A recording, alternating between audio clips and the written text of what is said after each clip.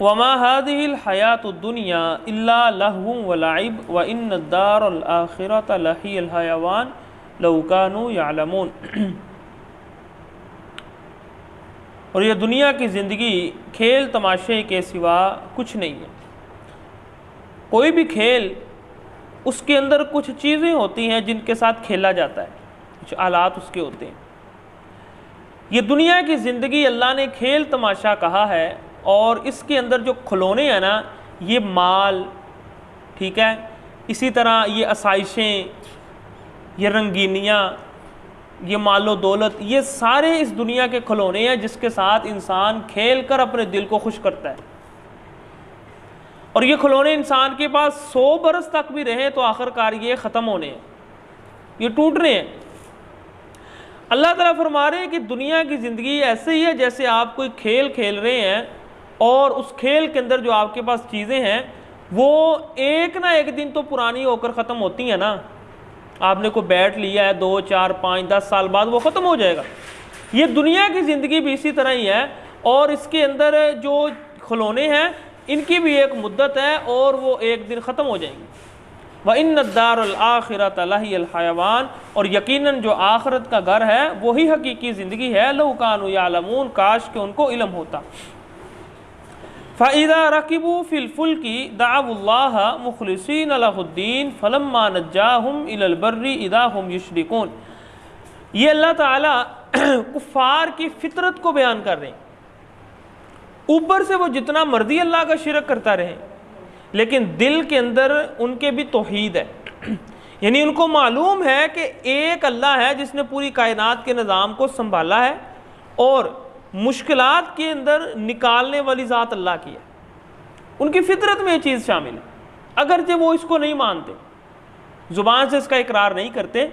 और ये फितरत ये चीज़ उस वक़्त सामने आती है जब इंसान मुश्किल में फंसता है। समझ आई ना? जब मुश्किल में फंसता है ना, तो फिर फितरत के अंदर जो चीज़ें होती हैं ना वो सामने आती हैं, जो नेचर के अंदर चीज़, यानी इंसान की तबीयत का भी पता उसी वक़्त ही चलता है जब वो मुश्किल में फंसता है। फिर उसकी फितरत का पता चलता है कि ये इंसान कैसा है। समझ आई ना बात की? यानी आम हालात में पता नहीं चलता, जैसे कोई मुश्किल आती है किसी के ऊपर, फिर उसकी नेचर उसके लोगों के सामने आती है, उसकी फितरत लोगों के सामने आती है कि ये बंदा कैसा है। इसी तरह मुशरिकीन की जो नेचर और फितरत है उसके अंदर यही चीज़ मौजूद है कि मुश्किलात के अंदर अगर किसी ने निकालना है तो अल्लाह ने।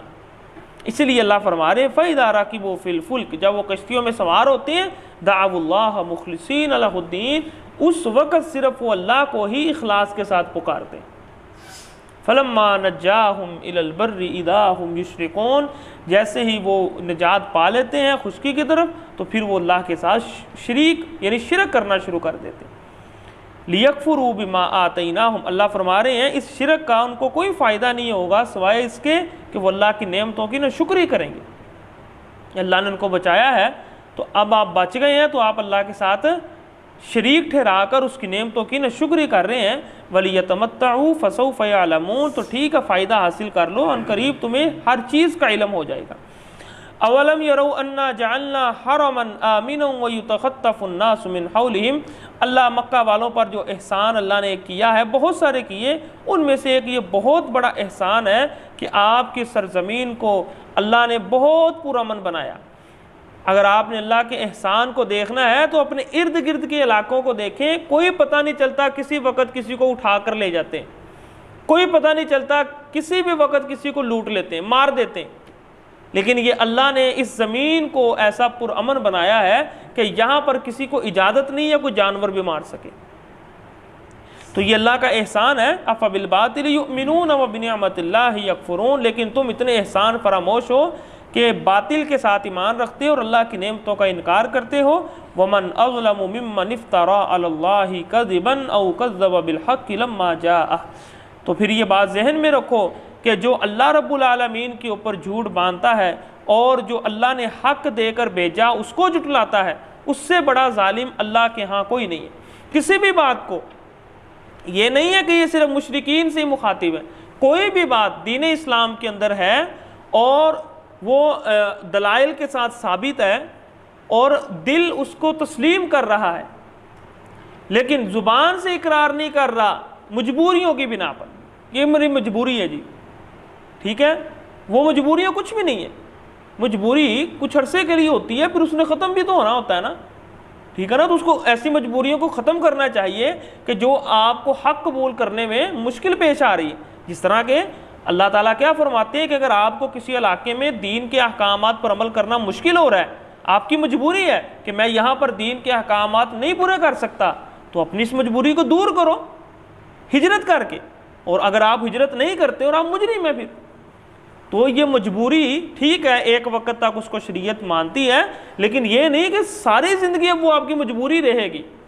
उस मजबूरी का कोई हल निकालो जो शरीयत ने आपको बताए हैं।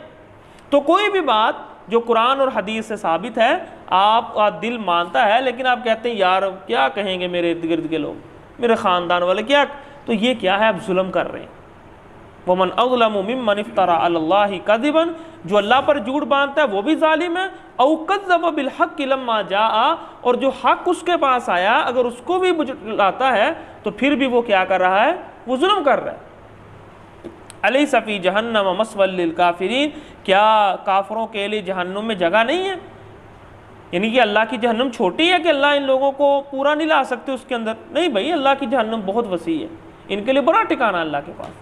वल्लज़ीन जाहदू फ़ीना लनहदियन्नहुम सुबुलना, लेकिन जो लोग हमारे दीन के मामले में, हमारे मामले में कोशिश करते हैं, मेहनत करते हैं, हक़ को तलाश करने की जुस्तजू करते हैं, आगे बढ़ते हैं, कुछ मेहनत करते हैं, लनहदियन्नहुम सुबुलना, फिर हम भी उसकी तरफ आते हैं और हम भी उनको फिर बताते हैं कि ये सीधा रास्ता है, इस पर चलो। व इन्नल्लाह लमअल मुहसिनीन, और इस बात को जहन में रखें, अल्लाह नेकी करने वालों के हमेशा साथ रहते हैं।